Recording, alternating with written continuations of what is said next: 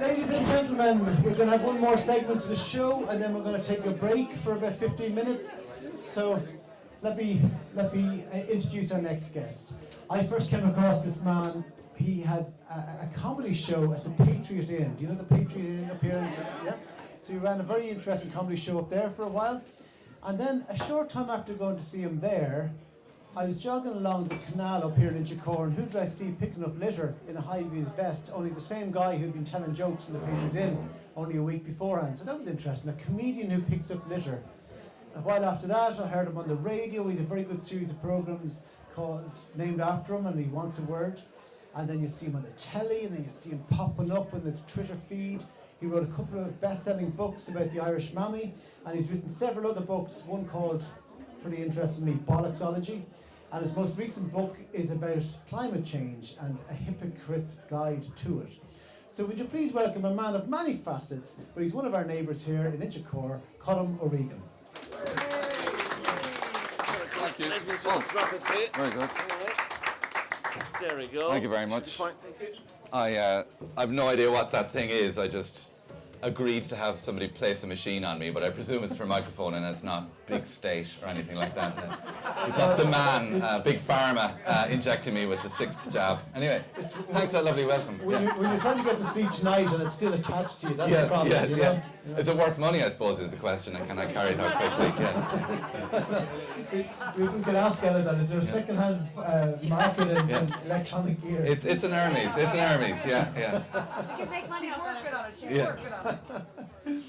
So here you are, a boy from West Cork, a little town that had to produce a comedian at one stage. What's it called? It's called Dripsy, which is a real, it's actually a real place name, although it sounds like something you might catch from a Victorian prostitute, but it actually is it's a real thing, and but I think it's part of, there's a lovely list of names in Ireland that could only come from the Brits translating Irish into English cack-handedly and giving us mad-sounding names. You know, we all know about Muff and Term and Feckin, but I love the lesser-known ones like Tang. Like there's a place in, I think it's Fermanagh, called Tang. Like what an amazing place to come from. Like it's almost like it places an onus on you not to be boring if you're from a place called Tang. But even better than that, a lot of people don't know this one. It's in Laois, and it's called Spink. Like it's Spink, an actual place called Spink, and that sounds like a club you go to in Berlin that only opens at 4 in the morning. You know, that kind of thing. Oh yeah, we went to Berlin. Do you know they only open at 4? It's a place called Spink. They put a ball gag in you and you have to wear leather, but it's amazing. And I haven't seen any of my friends since we went in there. But you know, it's that kind of, so Dripsy's actually in the halfpenny place compared. Dripsy just doesn't sound like a Berlin. No, it doesn't. No, it sounds like something you catch after being in Spink, actually. So I'm sorry, you go to the doctor to say, should I get... Nobber, well, yeah, of course. That's, how could we forget? It's a classic. Nobber is a classic in County Meath, both a verb and a noun, as it turned out. So you grew up in a small farm in West Cork. I know this because I've been reading your recent book. And it sounds like an idyllic type of environment. In fact, it sounds like the most awful environment to come from if you want to be in the comedy business. You know, we associate comedians with having so much angst and such a terrible start to life.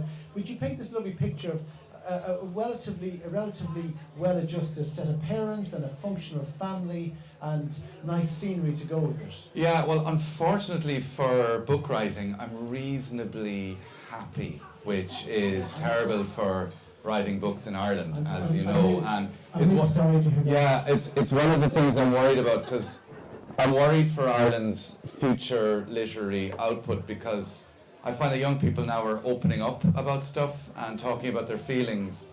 And on the face of it, that might seem like a good thing, to be mature about your mental health, but you're not going to write any novels if you're happy, you know. Like the great Irish novels are based on the inability of a son to talk to his father. Do you know what I mean? Like it's all based on that, like just 15 chapters of Silence and Rain. And we're not going to get any great novels in the future if like a father says, "What's wrong, son?" "Well, actually, Dad, what's wrong is..." And like this, that's the novel's over in page 2, you know. So But I'm reasonably well adjusted. Like it was fucking miserable in the winter. Like, you know, there's nothing happens in a 1980s farm in in rural Ireland. Like it's interesting because I'm at the stage now where our children are 5 and 7 and they have activities, they get brought to stuff. And I swore I wouldn't be one of those parents that would be a slave to the timetable. They would do what we did and just sit there and stewing in boredom and guilt. It didn't do us any bit of harm. Pass me the breakfast whiskey, But so we bring them to, and it's the thing about children that you end up kind of loving them and wanting to do nice things for them. So you end up bringing them to stuff, but we didn't get brought to anything. Like our hobbies were based on, will it burn petrol to do it? Like, will it require? And this is like years before Greta was like getting a boat to a climate change conference in order to avoid burning fossil fuels.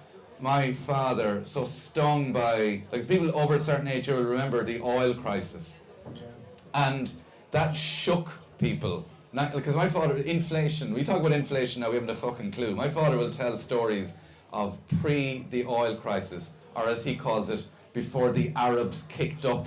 That's his description of the oil, which is, strictly speaking, true if you study the origins of pan-Arab nationalism. But so before then, stuff was cheap. Like late 60s, early 70s, he talked about you could get a crate of lemonade for 3 pence a bottle. Like, and then the Arabs kicked up.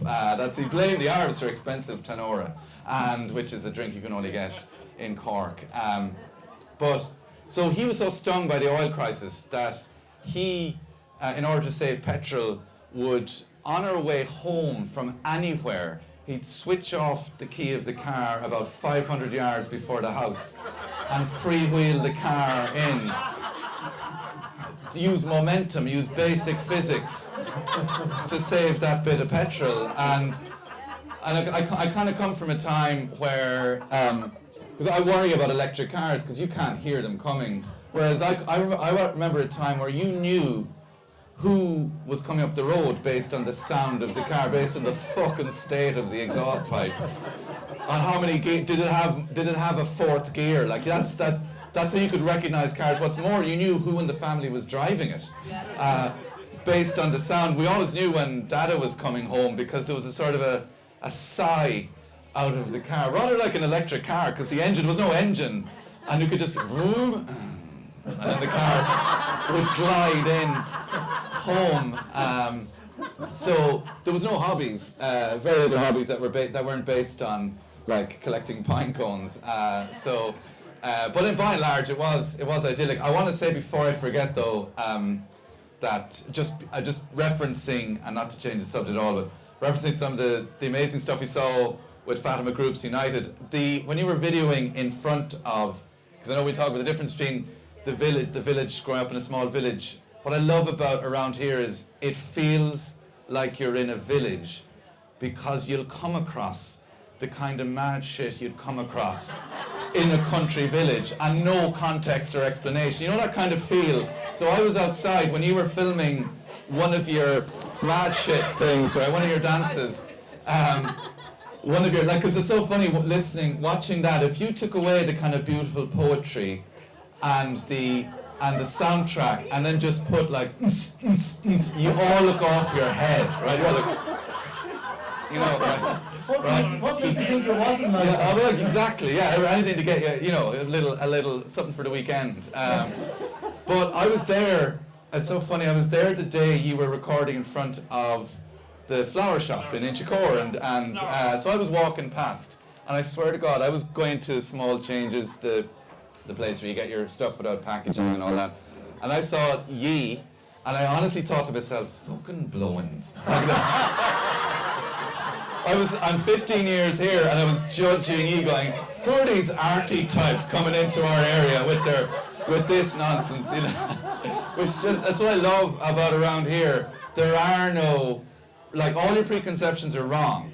Like, or the good chance you're wrong. You couldn't possibly guess what someone is up to, or their background, or where they're from, whether they're dyed-in-the-wool city or country or whatever, which is why it's funny, like coming from a farm, I couldn't live in a suburb. I either want to live on a farm or I want to live in a city, but right in the heart of the city, it's everybody's property, and you're kind of, there's a sense of village or public ownership of the public space, whereas around here, you can do that kind of thing, or you can pick up rubbish or whatever, like that sense of taking ownership of it. Sorry, that was a digression. But anyway, back to childhood misery in the countryside. Because I like it now. They look like a bunch of blow-ins, all artsy-fartsy fuckers. Yeah. Was that your favourite? Yeah. Check out his green pants. Yeah, absolutely, yeah. And no doubt a big Marxist community worker right in the middle of them, just fucking stirring shit, yeah. Well, that's what you want. What a bit of lefty going on. He's ready. This is St. Patrick's weekend, right? Yeah. With the parade and everything like that, so he is entitled to dress in green, isn't he? It's the only thing that's missing from around here is a classic local parade. Like any, parades in Dublin are dwarfed by the giant spectacle of the city centre. I think there's room around here for a village.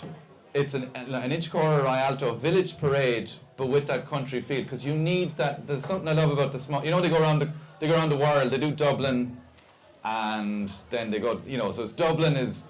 The rain didn't dampen the spirits, and they're trying to find shots of tourists. Oh, we love coming to Ireland, and then they have to edit out a load of stuff. He is doing that for the telly. They have to cut all of that out. Like they film about 8 hours, and 7.5 hours of it is just going, put me on your fucking show, and that's what they should be putting on instead of majorettes from Baltimore. I want to see the lad carrying a little bag who's crossed the street to find out what the fuck's going on over here. That's, for me, is the essence of Patrick's Day.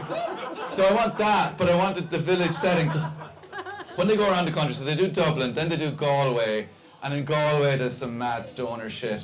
Like, Magnus today are representing the spirit of the god Splúdroch, and it's just some papier-mâché thing, and there's a lot of lads in beards operating this, Will Smith, Wild Wild West, robot, and nobody knows what's going on, and the parade is stuck in traffic and Lochatolia for 8 hours, right?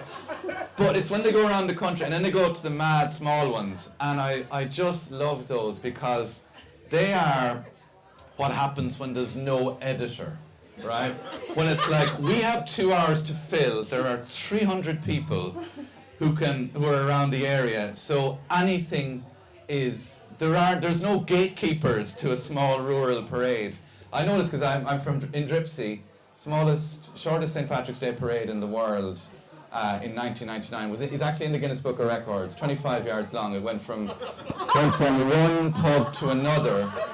And everything went in, horses went in the back of one pub and came out in order to join to continue the route. But, you could tell they were scraping the bottom of the barrel, because, there was a vintage, no, they were, no, literally, let's hear me out, they were, in Dripsy they were, because the 25th float, right, the 25th item was just a guy, it was from Dennehy, so all the local businesses, Dennehy's sludge disposal, right? And it was just a fella driving a large septic tank cleaner. That was, so it was literally a float of floaters, right? And it wasn't even decorated, he was just driving a lorry. It's possible he just got accidentally caught up in the parade, we're not clear. And that they just printed the program afterwards. So if there's one thing we can do, aim for, be it Fatima Groups United or wherever, is a Patrick's Day parade, even down along, my favourite street is the one that runs along the back of here, the mad one where it's big wide pavement, James's Walk, right, everybody going to school, and 2 schools going, the Lewis, it's like the start of The Simpsons, where they all gather to run into the school, and everybody's trying to knock each other down, and there's angry drivers and everything, but it's actually a proper living street. I think it should be a parade down there. So that's your idea there now for you. Get your funding. Tonight? and like all of ye just all the way down doing this. We'll follow them. You know. Follow the artsy fartsy fuckers. Yeah. Because But when there's a parade in Dripsy nowadays, surely you're the Grand Marshal. I mean, you're the local guy who did good. I'm not even in the. I wouldn't even top tier. In terms of like Dripsy's claims to fame would include Hosier's video "Take Me to Church" was shot in Dripsy, right? Yeah. So if you look, there's a lake in the background. That's the lake behind the Inniscarra Dam, which is down in Dripsy. And one of the lads that plays, as somebody described it, was telling me about it locally. Wanted to gaze in Hosier's video is from Dripsy, right? Wanted to gaze. Yeah, Wanted to gaze is in the video. There was 3 toy shows ago. There was a fella. 3 toy shows ago. There was a young lad. He was dressed in snooker outfit. You remember him? Oh, yes. Yeah. He had the most brilliant line to sum up Dripsy. So it was during lockdown, and he was so he's from Dripsy. He got a little prize to go to the snooker in Sheffield, and he's mad into snooker. You saw him with big glasses and adorable. You know what it's like. They're the children you want at a toy show, not the fucking the children who've been fed LSD to do something from Mary Poppins. You know those ones. But so he described Dripsy as there's nothing going on and anything that was open is closed. Like so Google that line. So I wouldn't even dream of. I'm merely their foreign ambassador. I'm not in any way. I wouldn't be qualified.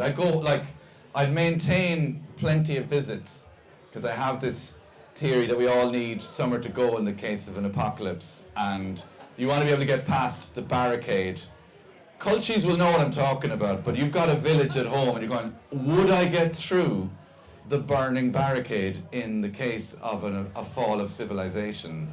Like at what stage have I paid my dues? So I entered the local GA lotto and all that kind of stuff, just in case Dublin gets flooded and civilization collapses and I need to get in past the flaming tires. So I wouldn't claim to be in their parade. I thought of me last week, in fact a few times this week, because there's a degree of rugby mania going on in the country. And I remember thinking to myself, I better ask Colm about this, because he's got to have something to say about rugby talk and all the stuff that's going on. People in very posh accents talking about going to battle and yeah. Well, I feel sorry because ultimately sport is merely a gateway job into punditry. Like that's the main. You play sport so that you can then go and do after dinner speaking for stupid money at like some, no offense, hedge fund dinner. Because you're like, how will we spend all the money? Otherwise they're going to come after us for, we just get some rugby guy in. But it's so much harder. There's so many more pundits now, because they all can talk. So rugby, if you listen to rugby, they all sound like their LinkedIn mission statement. Like they all, the way they talk.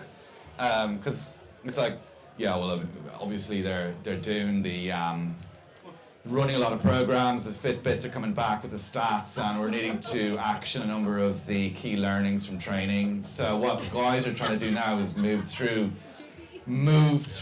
the options, and shot selection and pass selection is key. It's across the KPIs and so they have to compete with all of that. They're all working. All of these people are all working for PwC or anything like that. And GA is getting a bit like that, but I still think there's that little bit of modesty. The classic GA punditry revolves around, or even post-match reaction revolves around nothing you did being due to your own skill.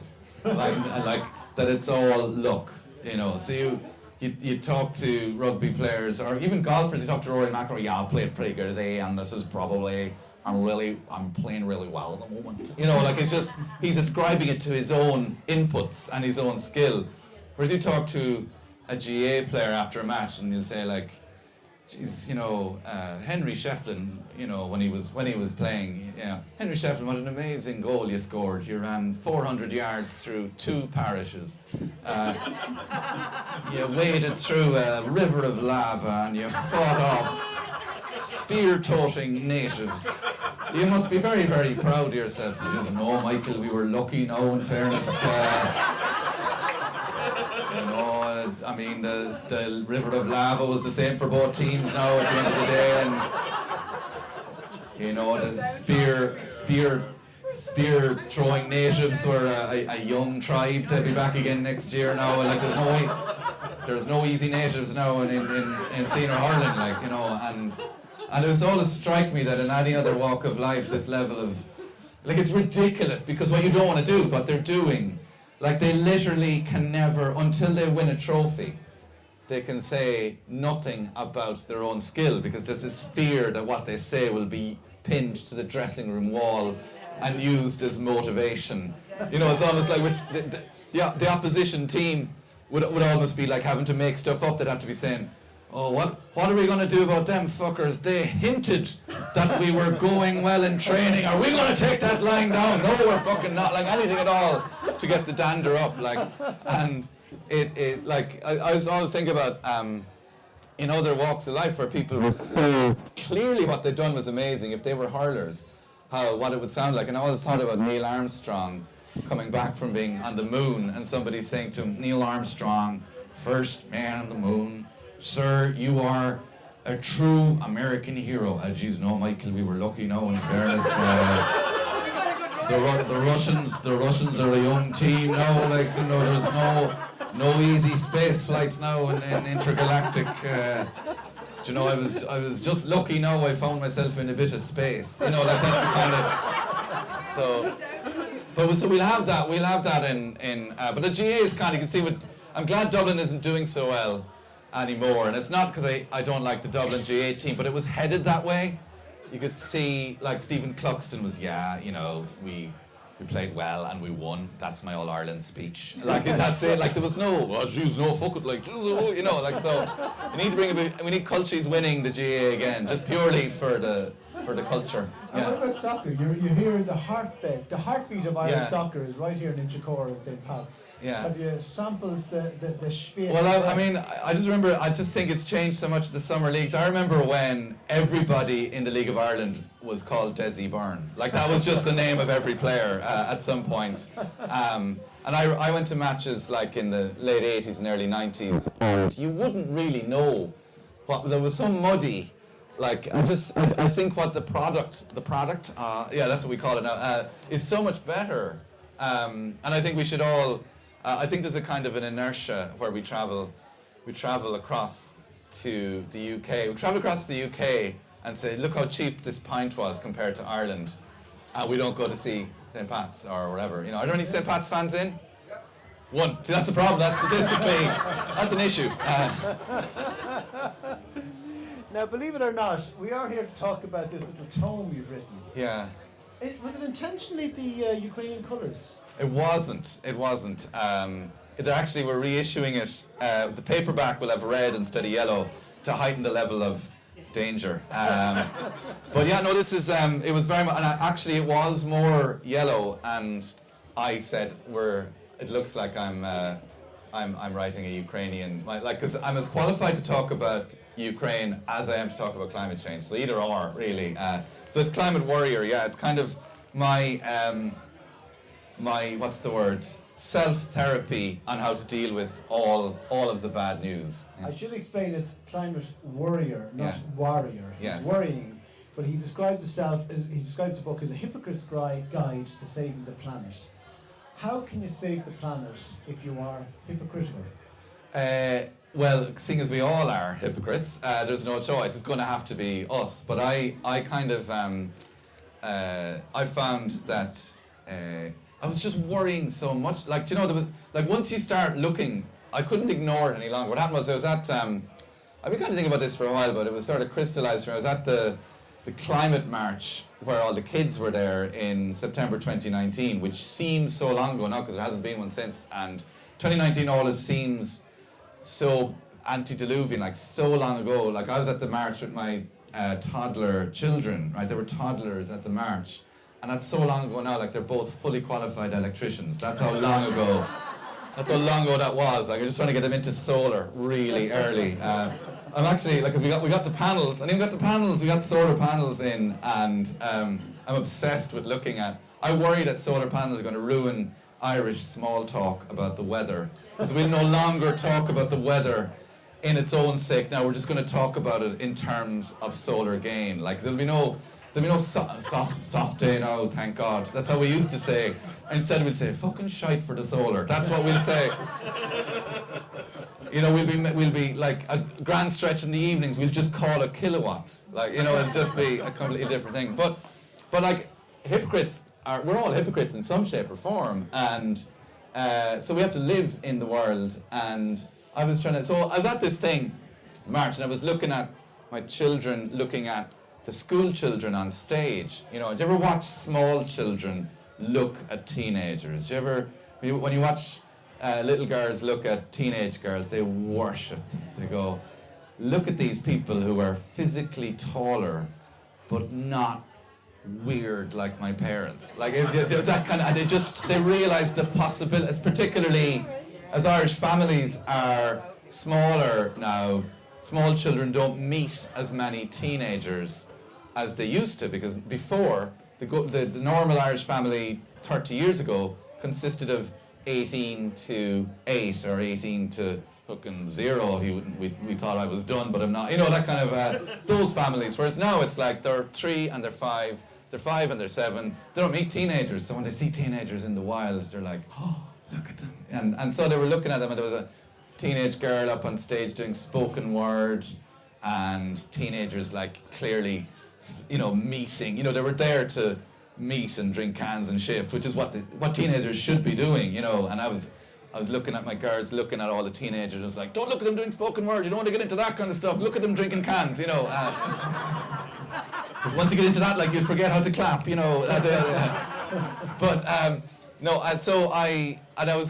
realized that, like, we were all like, oh, the young people will be all right, you know, or rather the young people are worrying the future depends on the young people. And I was thinking, what about the 40-somethings? What are we doing? Like, we can't just go, oh, that's me done. I'm too old. So I was thinking about, and then once you start reading about this stuff, you can't ignore it. Suddenly, like, you just stuff gets sent to you. Like it's like the internet knows, oh, looks like he's worried. Let's send him loads of articles about things that he has no idea were a problem before. And let's tell him about the new problem. He thinks it's just the Amazon. Wait till I tell you about olives, you know. And I'd be there going, what do you mean, what about olives? And the internet will tell me that, like, olives are harvested with, you know, how do you think olives are harvested? Oh, well, you know, like guess it's an old Greek grandfather harvesting them by hand underneath a 1,000-year-old olive tree, and then he rests from the midday sun and dispenses wisdom. And it's giant hoovers, like they harvest. You ever see olives being harvested? It's a giant hoover that drives along and rides the tree, basically, and shakes it, right? Like, it's probably a good night out if you're sitting in the tree just getting the vibrations, but not if you're a bird. So the hoover was going along going all the olives, but it was also taking in all the birds, and it was like, I didn't know this was the problem. Now you do too. See, this is the problem. That's the problem with bad news. Now I think they fixed it since it's okay, but it was for years. So that was what life. That's what. Yeah. It's okay now. So Yeah. if you ever find a feather in your olive. Yeah. And they do it because you're like, oh, these olives are so fresh. The reason they were so fresh is they were harvesting them at night for extra freshness and a succulent umami, which is bird. That was the taste. But it's okay. It's finished. But that's the problem. And that's why I kind of wrote the book. That every time you'd be thinking about your own life and everything is fine, you'd find out something else, or you'd be there congratulating yourself on your keep cup. And then you'd see some article that says, you know, you need to drink like coffee until the year 3000 for the disposable cups to be, you know, worse than the keep cup. And they're like, no, I will drink loads of coffee. But you keep on getting free keep cups at sustainability conferences. Oh shit, you're right. You know, like that.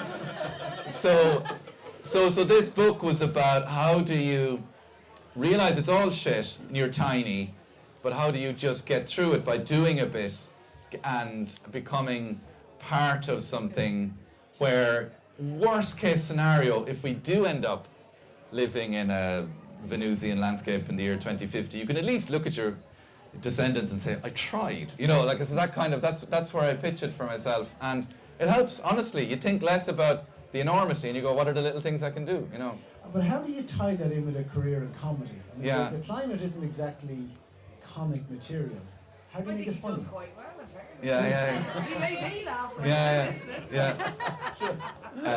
Thank you. So I think there's your answer to people that spoke there, Gerry.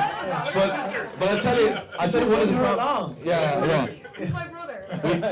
We both work together for the Norwegian oil company. This whole thing is a black ops situation. But what I found was that you actually have to be honest and say, this is serious, humor is hard, but so first of all, like, COVID was serious. We joked about it because we joked about our reactions to it. We didn't joke about the seriousness of it. You find the areas. What I did find is, first of all, when it comes to like green stuff, it doesn't naturally match comedy because the environment is about doing the right thing. And doing the right thing is never fucking funny. Like who do you remember from who was in your class in school? Do you remember the person who got all the answers right? Or do you remember the lad who just panicked, you know, and was shite at everything, but just gave brilliant answers? There's a comedian called John Colleary, and I won't steal his material, but he has a brilliant bit that he remembers from French class, where a fellow was asked, like, you know, question in French, and the lad couldn't think of anything, and he just replied with, bonjour shite. Like, what do you remember? You remember that stuff. You don't remember the fellow who got the answer right. So you got to acknowledge that. And I think that's where, like, humor is about building connections. And I'll give you two examples of where something doesn't have humor and where it does, and the difference between them and how that helps, say, get a message across. So, do you remember in, like, last year, there were people going into art galleries throwing paint at paintings, right? So it got a lot of attention, and I couldn't tell whether it was a good thing or a bad thing, because if it gets attention, then that attention might go somewhere. But it couldn't work again and again. Like, you couldn't do it again and again, because people would go, okay, you made your point, now fucking leave it, right?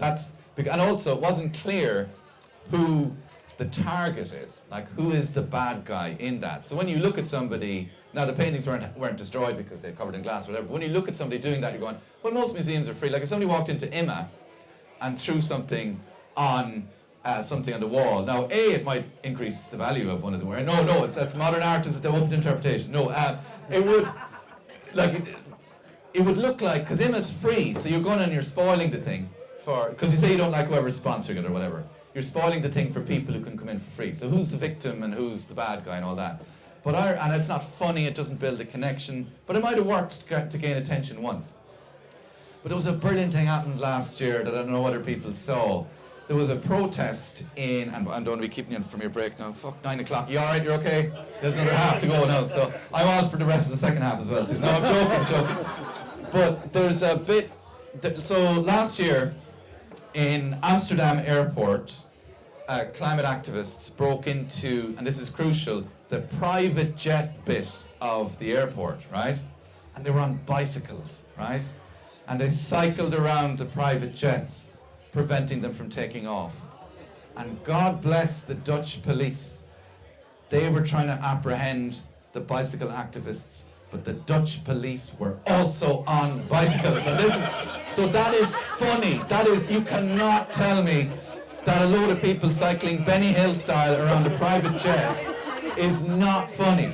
And I still remember that. Everybody who saw that. And you look at the three actors in that situation. Giant private jet, police, men and women doing their job, activists. Who is your least favorite out of that trio? The private jets. Like, straight away, suddenly you're thinking about private jets and you're doing this. Private jets, wankers. If you're in a private jet, you're a wanker. Like, that's how Humor connects and changes the view, because up until then, I want to be in a private jet, Conor McGregor reading the newspaper upside down on the private jet, all that kind of shit. It becomes an aspiration, right? It becomes an aspiration. But what if you just said, if you're in a private jet and you're burning the same amount of fuel as an entire fucking postcode, you're a wanker. That's so important that is. See, and also, and this is part of something, it's not necessarily the climate thing, I think we need to bring back this gesture. I feel this, I'm all for sex positivity, but the removal of shame from sex in Ireland has meant that we're not as embarrassed about this.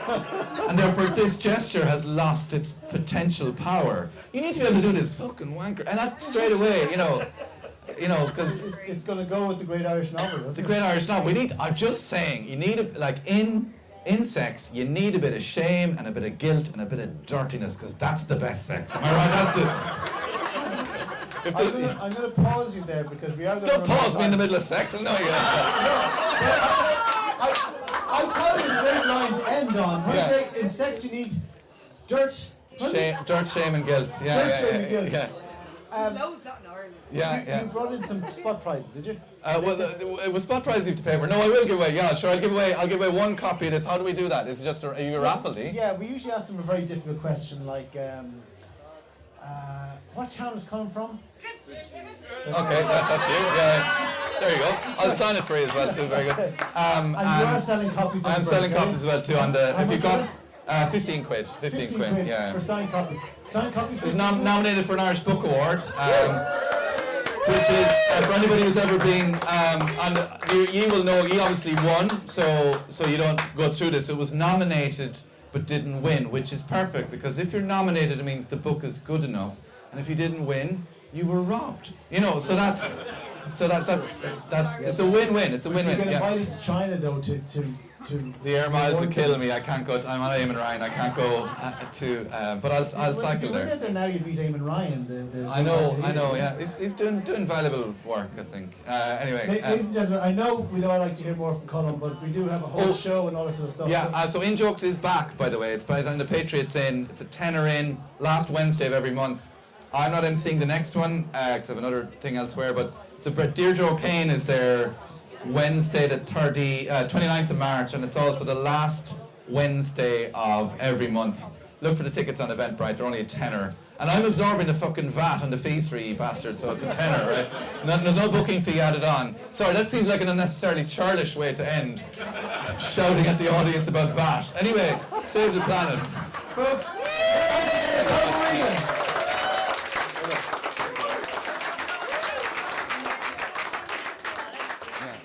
We're going to take a 15-minute break. In the time we can buy copies of the book. We're going to rearrange the setup here. See you back in 15 minutes. Bye-bye.